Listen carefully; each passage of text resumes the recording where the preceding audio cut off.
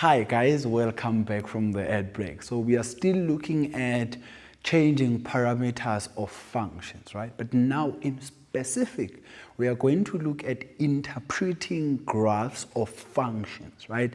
How do we interpret different graphs that are given to us?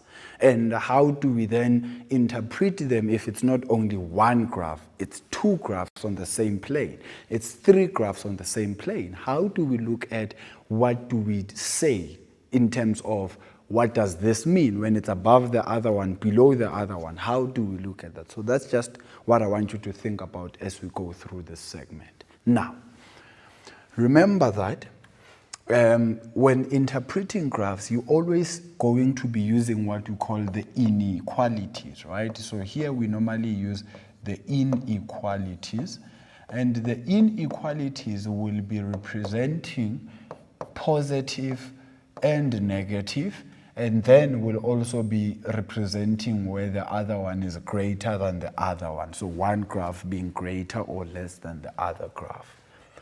The very first interpretation will be when they say to you f of x or g of x or h of x, it doesn't really matter which function it is greater than 0. This simply means that the graph is positive, because remember, the f of x and the g of x and the h of x normally represents y. So when I say where y is positive, it means I'm talking about where y is above the x-axis, right? So it's when the graph, the part of the graph that is above the x-axis. But now, if I say less than 0, which is the f of x, this will then be when the graph is below the x-axis, right? So remember, our Cartesian plane, guys, on top here has a positive value of y, and at the bottom there it has a negative value. So as soon as I talk about positive, which is greater than 0, I am saying the graph must be somewhere up here, right? But when I then say less than 0, I am simply saying the graph must be somewhere down there, below the x-axis. So that's what greater than 0 and less than 0 means. Now, when then we talk about two graphs that are on the same plane, and I say f of x is greater than g of x, this is when the graph of f is above the graph of g, right? So if I draw just a graph here to show you what this means, let's say, for example, I have a parabola like that, and I have a straight line graph like that, right? When I want the values of x where the y of f is bigger than the y of g, I'm simply saying I want where the graph of f, let's call this one f, and let's call that one f. I want where the parabola is above the straight line graph. So you can see that here the straight line graph is above, so I'll call this a section number 1 or segment number 1, and this will be segment number 2, and that side will be segment number 3. And I will be using where the graphs are intersecting in order to name my segments. In segment number 1, you can see the straight line is the one that's above, so it does not hold. But in the second segment, you can see that the parabola is definitely above the straight line graph, right? So here, this one is above and this one is below.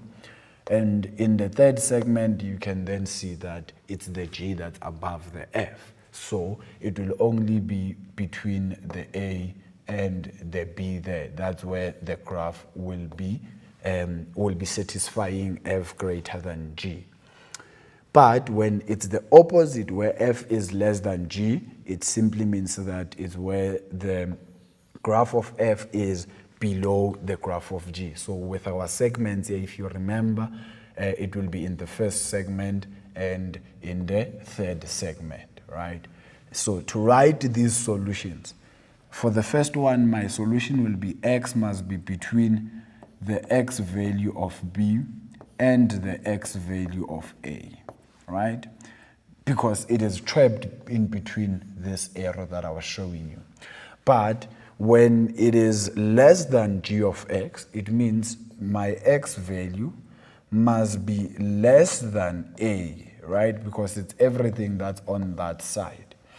Or, because it's two sides, on either side rather, it will be x must be greater than b, because it's on the right-hand side of that, right? So just because of I labeled, or I let my intersection be a and b.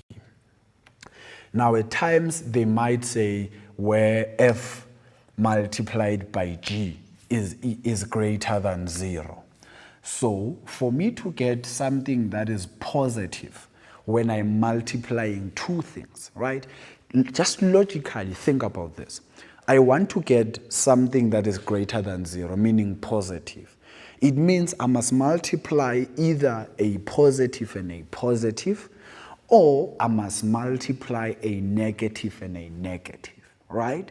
So, in simple terms, the two graphs must either be above the x-axis, both of them, or they must be both below the x-axis. Then this condition will be satisfied.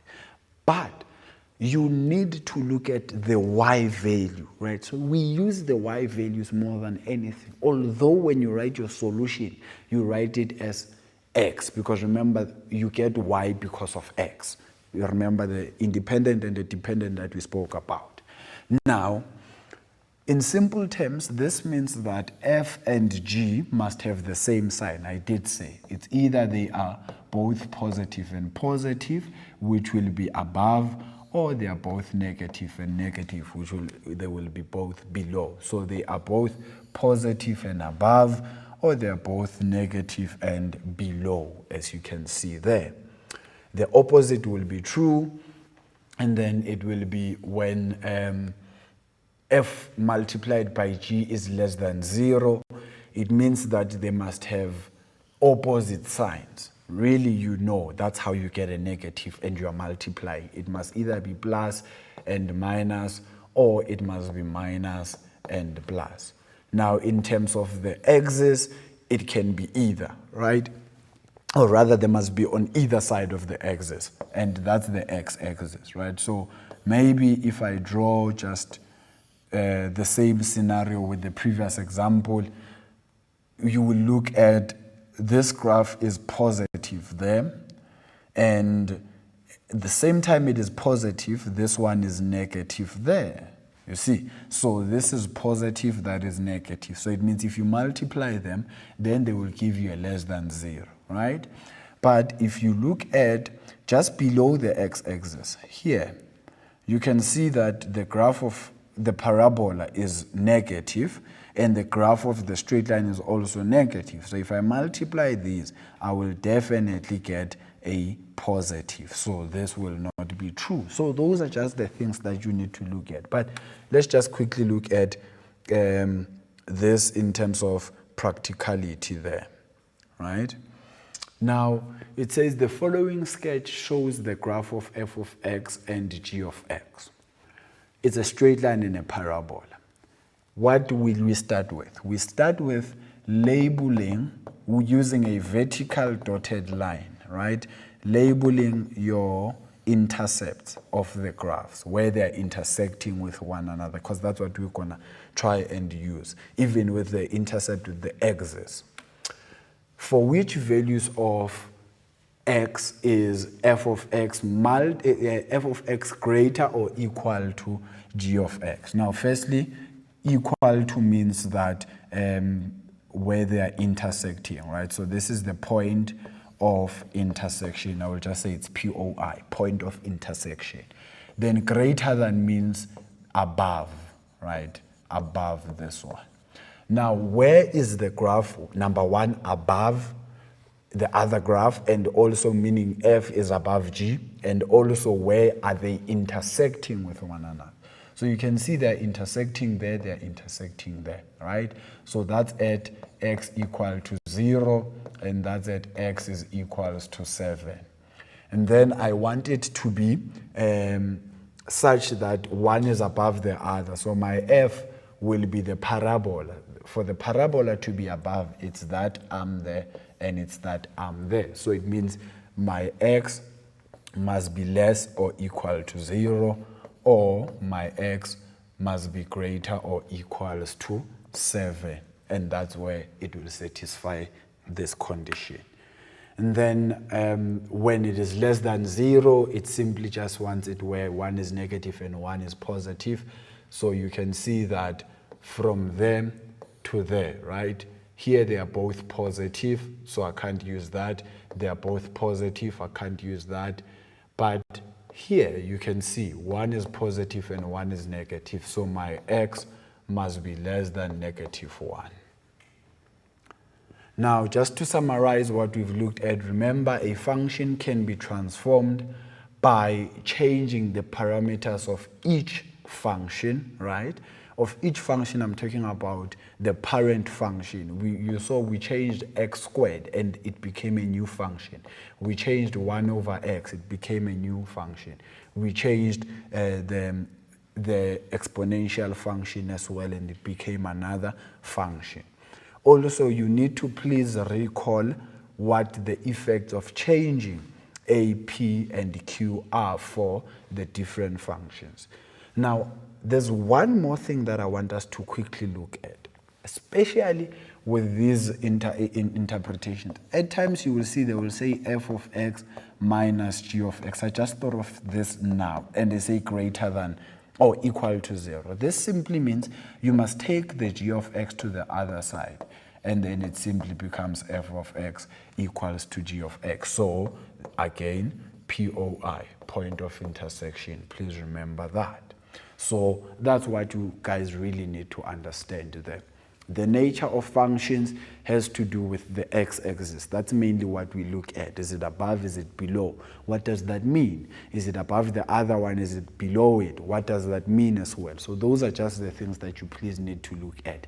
And then, guys, we have come to the end of our lesson. I hope you've been enjoying all of this that we've done, but I need you to please do your own research wherever you did not understand certain things so that you can be clear, and try some examples that you find on the internet, on the textbooks that you use. Guys, remember, from me, the Maths Doctor, to you, mathematics is food for the soul.